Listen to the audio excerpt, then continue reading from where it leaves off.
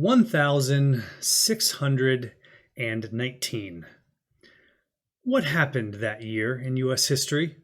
Why is there such a massive push to use an event from over 400 years ago to reinterpret the founding of the United States, even going so far as to change high school curriculums around the country? Must have been an absolute titanic event. Mr. G here. Let's try and separate the facts from the interpretation. Let's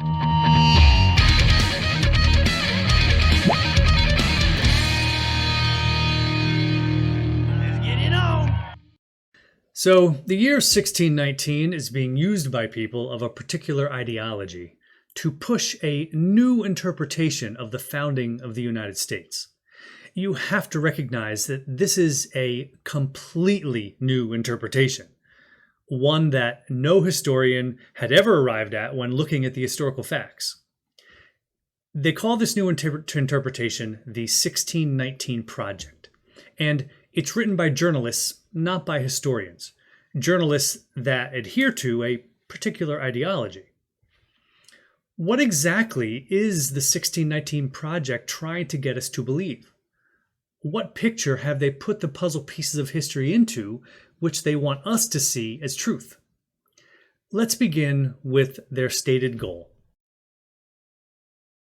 to reframe American history by considering what it would mean to regard 1619 as our nation's birth year. Our nation's birth year? In the year 1619? Literally a century and a half before the European colonists declared themselves to be an independent nation? Interesting. Notice the word reframe here, which literally means reinterpret. As students of history and as free citizens of a republic whose obligation it is to use our freedom to not be led around by people in authority, that word reframe should give us our first clue that the 1619 Project is not a work of facts, but instead a work of interpretation. It's right there in their own goal.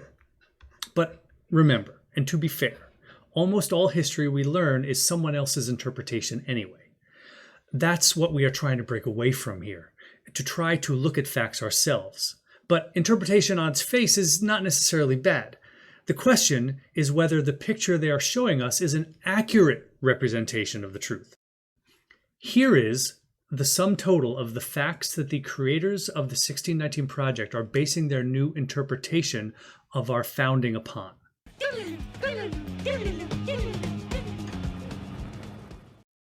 Jamestown colonist John Rolfe sent a long letter to the treasurer of the Virginia Company of London in January of 1620. That's the company which was governing and funding the Jamestown colony. In this letter, he recaps events that happened in the colony over the last year, including things like the inaugural meeting of the first ever legislative assembly in America, a murder trial, a controversy involving the Indian language interpreter of the colonies, and discusses diplomatic relations with the local Native American tribes. He also briefly relates in this letter the arrival of two British pirate ships called privateers. These ships were funded by the Dutch, and these ships had attacked and plundered a Portuguese slave ship on its way to the Caribbean.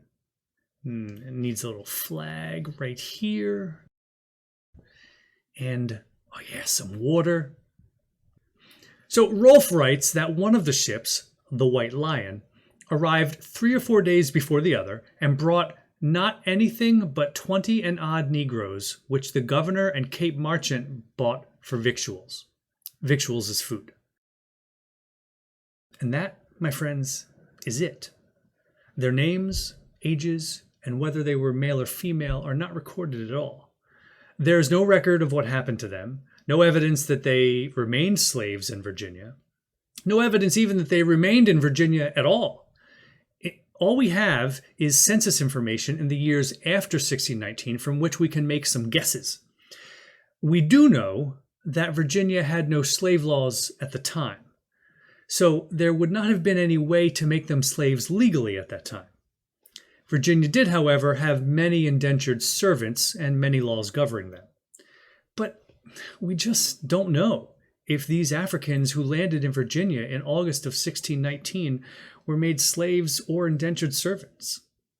Historians with integrity on both sides have drawn opposite conclusions to that, and both conclusions are guesses, since we have no direct evidence of either one.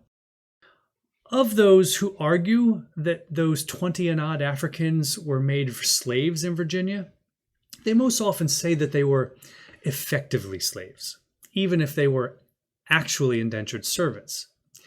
That word, effectively, is what we call a qualifier. Now, you need to know what qualifiers are and recognize them when you see them. As informed citizens, be wary of people who use qualifiers. You see, qualifiers reveal a statement that sounds very much like a fact as really being interpretation. Here are a few examples. He almost never cheats at poker. Almost is the qualifier. She is a pretty honest politician. You see how this works? The next couple you'll probably recognize. These are mostly peaceful protests. There's no evidence of widespread voter fraud. Whenever you hear someone using a lot of qualifiers, they're probably trying to manipulate you. Qualifiers are used to intentionally weaken the meaning of a statement.